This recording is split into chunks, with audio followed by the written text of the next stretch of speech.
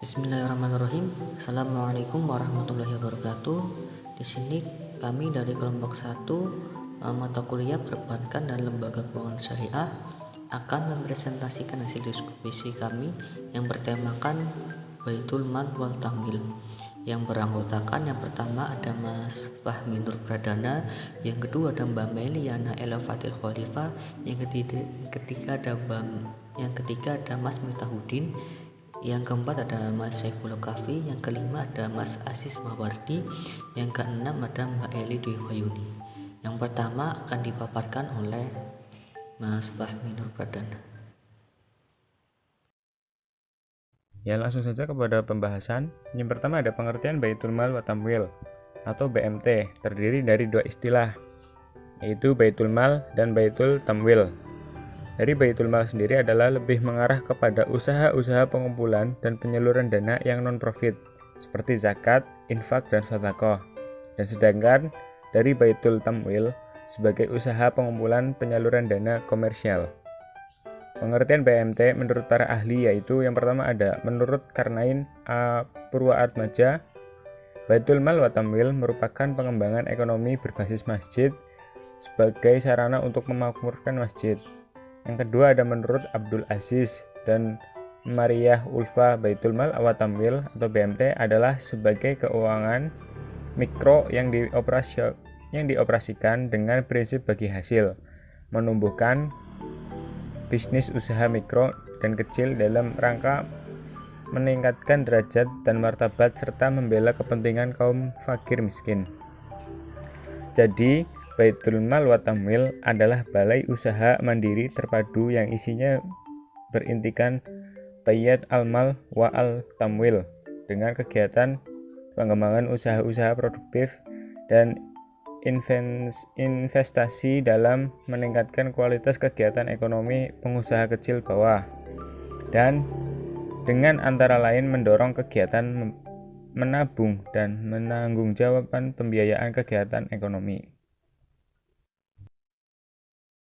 Baik, yang selanjutnya ada landasan operasional BMT, di mana BMT sendiri berasaskan Pancasila dan Undang-Undang Dasar 1945 serta berlandaskan syariat Islam, keimanan, keterpaduan atau kafah, kekeluargaan atau kooperasi, kebersamaan, kemandirian, dan profesionalisme. Secara hukum, BMT berpayung pada kooperasi, tetapi sistem operasionalnya tidak jauh beda dengan bank syariah, sehingga produk-produk yang berkembang di dalam BMT sama seperti apa yang ada di bank syariah. BMT harus tunduk pada Undang-Undang Nomor 25 Tahun 1992 tentang Perkoperasian dan PP Nomor 9 Tahun 1995 tentang pelaksanaan usaha simpanan atau simpan pinjam oleh koperasi. Juga dipertegas oleh Ketetapan Menteri Nomor 91 Tahun 2004 tentang Koperasi Jasa Keuangan Syariah. Undang-undang tersebut sebagai payung berdirinya BMT atau Lembaga Keuangan Mikro Syariah. Jenis-jenis kegiatan usaha Baitul Mal wa Tamwil. Setelah mendapatkan modal awal berupa simpanan pokok khusus, simpanan pokok, dan simpanan wajib sebagai modal dasar BMT, selanjutnya BMT memobilisasi dana dengan mengembangkannya dalam aneka simpanan sukarela atau semacam tabungan umum dengan berasaskan akad mudharabah. Yang kedua, kegiatan pembiayaan atau kredit usaha kecil bawah, mikro, dan kecil. Nama saya Meliana Elafatil Khalifah, NIM 1817301028, akan menjelaskan mengenai industri BMT di Indonesia. Industri BMT di Indonesia saat ini sudah terdapat 4.500 BMT di seluruh Indonesia menurut data KNE KAS 2018. Koperasi BMT UGT Nusantara masuk dalam jajaran 10 besar dari 100 koperasi besar Indonesia. Terbukti dengan PT Bank Syariah Indonesia (TBK) atau BSI yang berkolaborasi dengan koperasi simpan pinjam syariah terbesar di Indonesia, yaitu KSPPS BMT UGT Nusantara, terkait pemanfaatan layanan jasa dan produk perbankan syariah. BSI melakukan penandatanganan kesepakatan bersama dengan KSPPS BMT UGT Nusantara yang telah berdiri sejak tahun 2000 dan merupakan salah satu koperasi syariah terbesar di Indonesia dengan jumlah cabang sebanyak 284 cabang. BMT yang berkembang di Kabupaten Banyumas antara lain yaitu BMT Dana Mentari, BMT Amanah, BMT Al-Amin, BMT Al-Hikmah, BMT Barokah, BMT Nahdlatul Ulama, BMT Al-Hidayah, dan lain sebagainya. Di Kabupaten Banyumas sendiri terdapat asosiasi BMT atau Baitul Mal wat Tamwil. Pada tahun 2011, aset BMT se-Kabupaten Banyumas telah mencapai lebih dari 100 miliar rupiah dan telah dikucurkan ke masyarakat hampir lebih dari 80 miliar rupiah. Di antaranya ke pedagang-pedagang kecil yang ada di pasar-pasar tradisional dan masyarakat yang membutuhkan untuk menambah modal usaha. Hal ini telah dilakukan oleh 18 BMT di Kabupaten Banyumas yang tergabung ke dalam asosiasi tersebut. Yang selanjutnya yaitu ada produk dalam Baitul Mal Tamwil.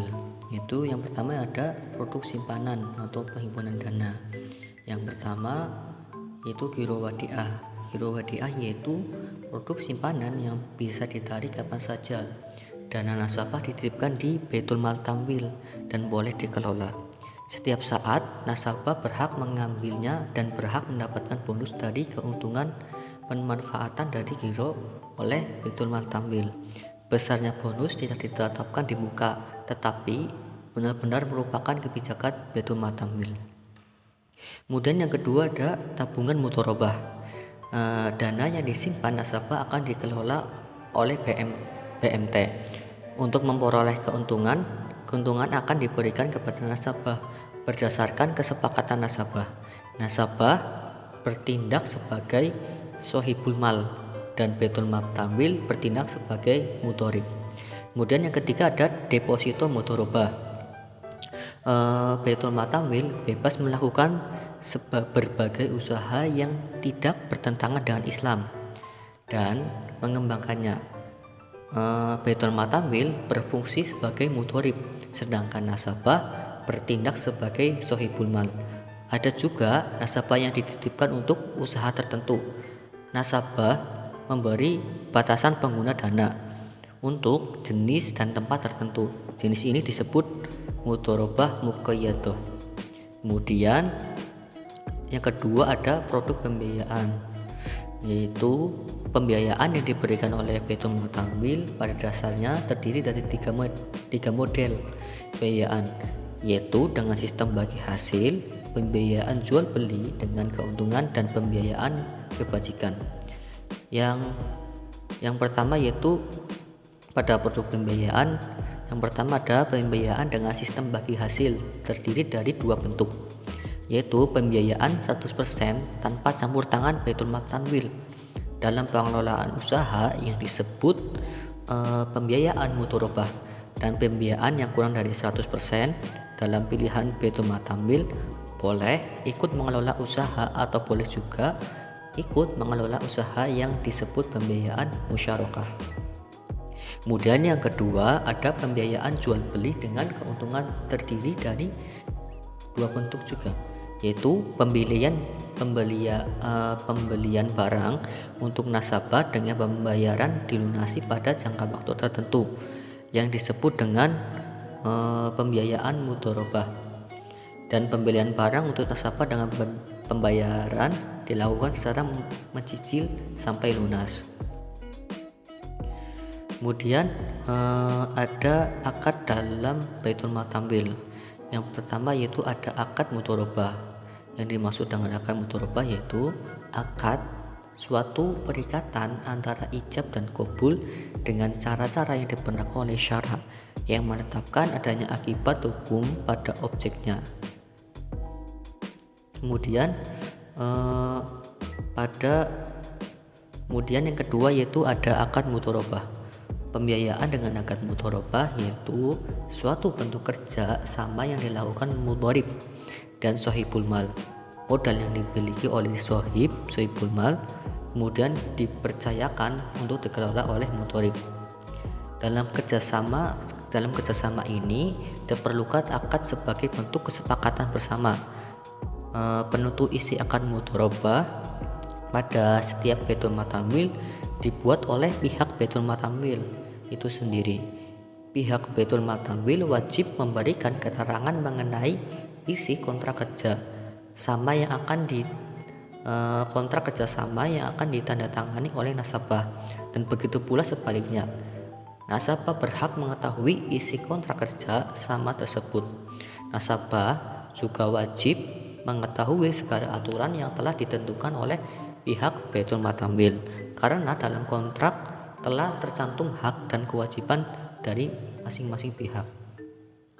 Kemudian yang ketiga ada akad musyarakah.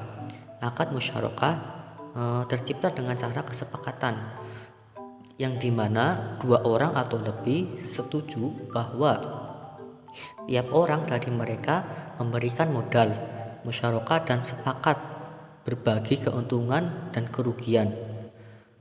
Pembagian keuntungan berdasarkan perjanjian sesuai dengan proporsinya dalam bentuk nisbah dan dihitung dari laba bersih. Apabila pengelolaan usaha mengalami kerugian, masing-masing pihak menanggung kerugian sesuai dengan kesepakatan perjanjian.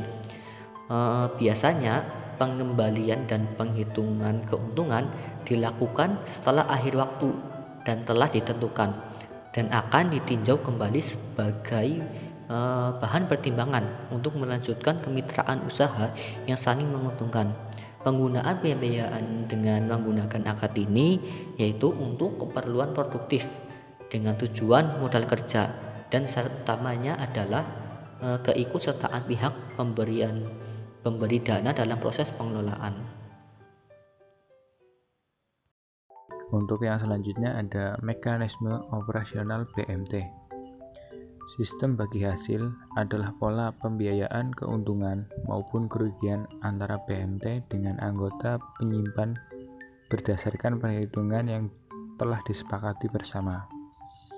BMT biasanya berada di lingkungan masjid, pondok pesantren, majelis taklim, pasar maupun di lingkungan pendidikan.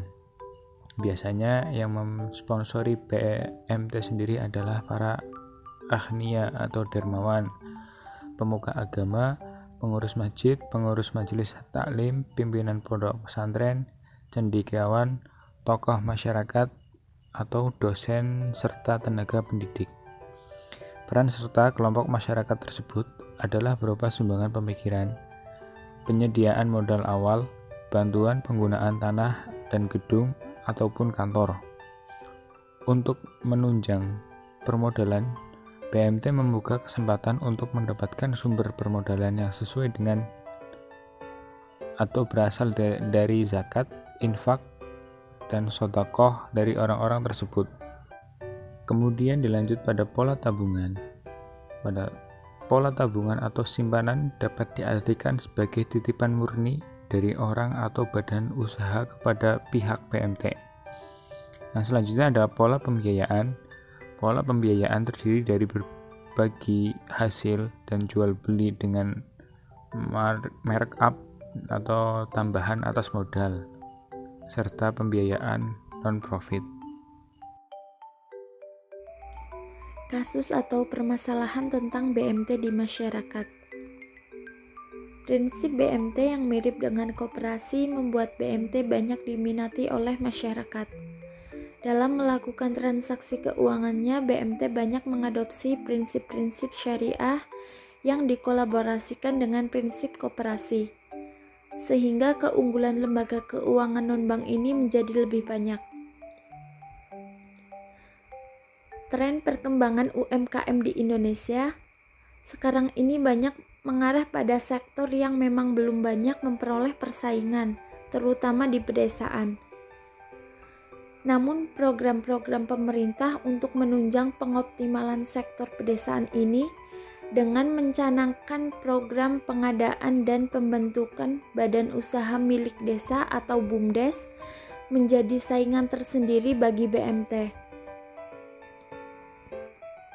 Tetapi jika kita lihat kembali, BMT dan BUMDes dapat bersinergi dalam beberapa hal.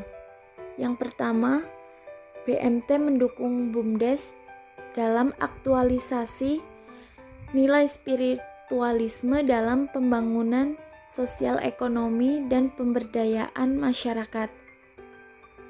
Yang kedua, BMT dapat sebagai mitra utama BUMDes dalam permodalan. Yang ketiga, BMT dapat berperan dan ikut andil menumbuhkan sikap kemandirian dan kewirausahaan. Yang keempat, BMT dapat bermitra dengan BUMDes sebagai sentral akumulasi dan pendayagunaan berbagai potensi sumber daya sosial ekonomi. Dan yang kelima, BMT dan BUMDes dapat berperan menjadi wadah pembangunan ekonomi masyarakat. Oke, baik. Cukup sekian presentasi dari kelompok kami. Apabila dalam penyampaian banyak kesalahan, tutur kata yang kurang pas dalam penyampaian, kami mohon maaf. Selebihnya, kami dari kelompok 1 pamit undur diri. Billahi taufik wal hidayah. Assalamualaikum warahmatullahi wabarakatuh.